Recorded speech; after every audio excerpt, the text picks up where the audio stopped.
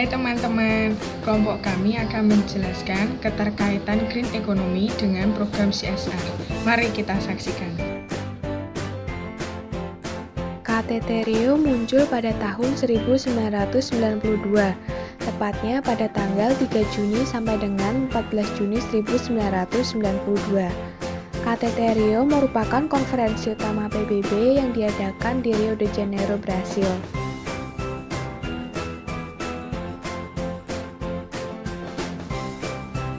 Dari total 172 negara yang berpartisipasi, telah mengirimkan 108 kepala negara. Isu yang dibahas dalam KTT Rio tersebut adalah: yang pertama, pengawasan sistematis pada pola produksi, khususnya pada produksi komponen beracun seperti timbal dalam bensin atau limbah radioaktif.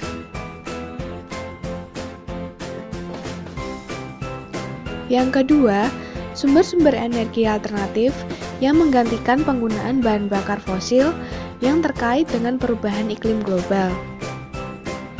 Yang ketiga, ketergantungan baru pada sistem transportasi publik untuk mengurangi emisi gas buang kendaraan, kemacetan di kota-kota, dan masalah kesehatan yang disebabkan oleh polusi udara dan asap. Dan yang keempat adalah kelangkaan air. Tujuan utama dari KTT Bumi adalah untuk menghasilkan agenda lanjutan sebagai sebuah perencanaan bagi gerakan internasional dalam menghadapi isu-isu lingkungan hidup dan pembangunan. Perencanaan tersebut akan membantu memberi arahan bagi suatu kerjasama internasional serta kebijakan pembangunan ke depan.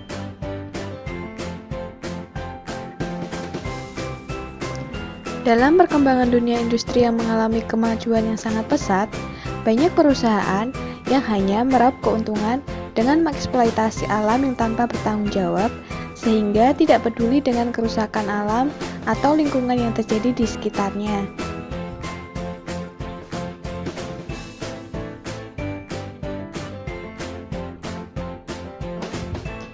Akibatnya, banyak merugikan masyarakat sekitar dan secara perlahan akan merusak bumi untuk masa depan generasi penerus.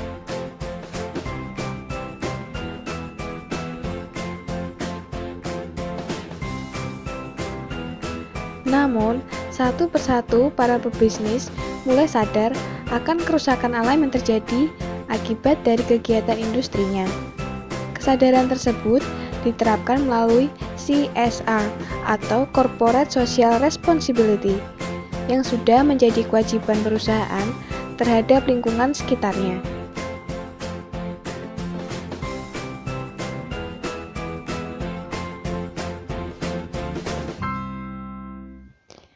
CSR merupakan sebuah konsep atau tindakan yang dilakukan oleh perusahaan sebagai rasa tanggung jawab perusahaan terhadap sosial maupun lingkungan sekitar di mana perusahaan itu berada. CSR memiliki tujuan untuk meningkatkan laba dan citra perusahaan. Namun selain itu, CSR juga menjadi sarana agar perusahaan lebih dekat dengan masyarakat yang ada di lingkungan perusahaan tersebut, serta lingkungan alamnya juga dapat menjadi lebih baik.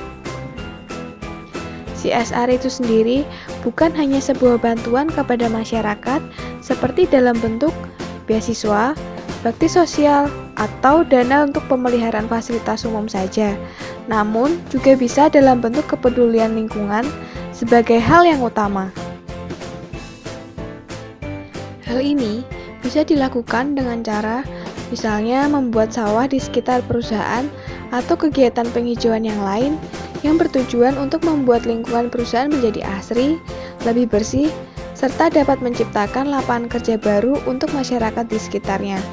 Dengan demikian, perusahaan akan mendapatkan peningkatan laba yang diperoleh dan peningkatan citra dari perusahaan tersebut. Selain itu, untuk gerakan ramah lingkungan, perusahaan dapat melakukan hal-hal dalam beberapa sektor sebagai berikut. Yang pertama, sektor yang berkaitan dengan ilmu kehutanan. Yang dapat dilakukan sebuah perusahaan adalah memulihkan keadaan hutan yang mulai rusak, menghentikan pembalakan liar, dan pembukaan hutan. Kemudian, mempromosikan manajemen berkelanjutan. Yang kedua adalah hal yang berkaitan dengan pertanian. Yang dapat dilakukan oleh perusahaan adalah yang pertama, menciptakan ketahanan pangan dalam jangka panjang. Yang kedua, mengurangi angka kemiskinan dan menciptakan green market, yaitu mempromosikan produk organik dan green labels. Dan yang ketiga, dapat melakukan penyerbukan tanaman dan pemurnian air. Kemudian dalam hal yang berkaitan dengan energi. Energi merupakan hal yang terpenting dalam menggerakkan sebuah perusahaan. Di antaranya meliputi energi air, listrik, bahan bakar, dan lain-lain. Hal yang dapat dilakukan sebuah perusahaan untuk mencapai green economy yaitu yang pertama, menciptakan inovasi baru dalam pemanfaatan energi yang digunakan yang dapat diganti oleh energi lain yang ramah lingkungan. Dan yang kedua, dapat menggunakan energi dengan efektif dan tanpa menimbulkan dampak negatif bagi lingkungan. Dan yang terakhir, dalam hal yang berkaitan dengan transportasi yang biasanya menghasilkan polusi udara karena gas emisi yang ditimbulkan. Hal ini dapat dilakukan perusahaan dengan cara menyediakan transportasi umum bagi karyawan sehingga meminimalisir penggunaan kendaraan pribadi. Dan langkah sederhana yang dapat dilakukan oleh perusahaan untuk mencapai green economy yaitu pengembangan efektif dan secara tepat dalam perusahaan yang selalu memperhatikan lingkungan dalam segala sektor. Pemerintah, pengusaha, masyarakat, dan semua pihak dapat mendukung tercapainya green economy. Mari kita ciptakan green economy untuk bumi yang berkelanjutan.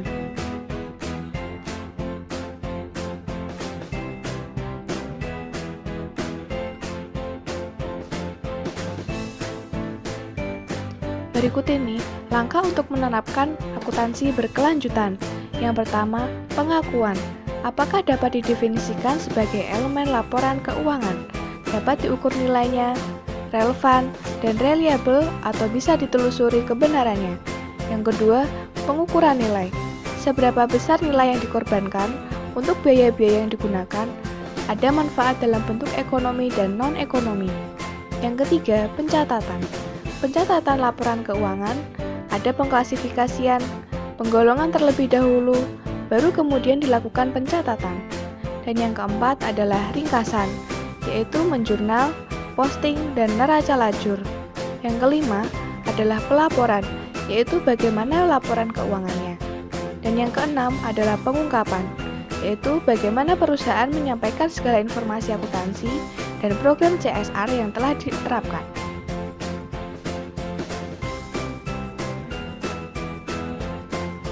Di dalam CSR terbagi menjadi dua, yaitu tangible dan intangible.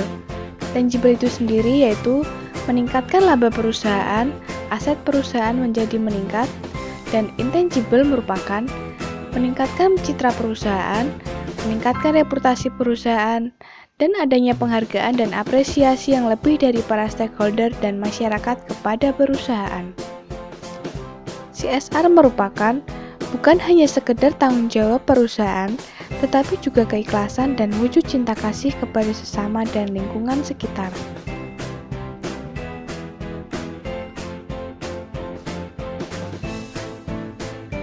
Pada mulanya, banyak pebisnis yang ragu untuk menerapkan program tanggung jawab sosialnya. Hal itu dikarenakan pandangan para pebisnis yang menganggap CSR sebagai beban perusahaan. Mereka takut apabila setelah melaksanakan CSR tersebut, perusahaan akan semakin rugi.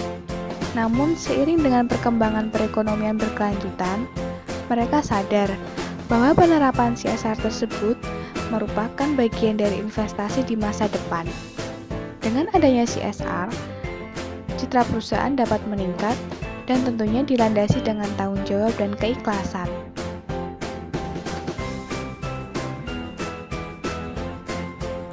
Analisis perubahan laporan laba rugi dan neraca dalam menerapkan CSR.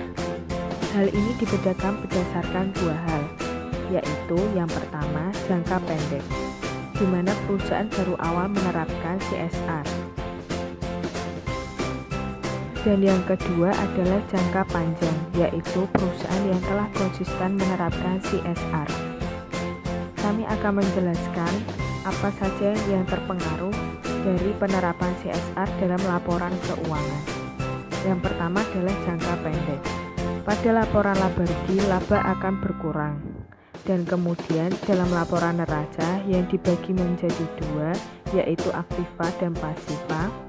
Aktiva yang terdiri dari aset yang dalamnya terdapat kas akan berkurang, dan yang kedua investasi jangka panjang atau CSR akan bertambah. Dan kemudian pada sisi baliknya, pasiva yang terdapat ekuitas, modal dan laba ditahan akan berkurang. Hal ini karena perusahaan baru awal menerapkan CSR dalam usahanya. Namun, beberapa tahun kemudian, setelah perusahaan konsisten dalam menerapkan CSR, perusahaan akan merasakan timbal balik dari penerapan CSR itu. Hal ini dapat kita lihat dari pelaporan keuangannya. Yang pertama adalah laporan laba rugi. Dalam laporan laba rugi, yaitu laba akan bertambah, kemudian pendapatan juga akan bertambah.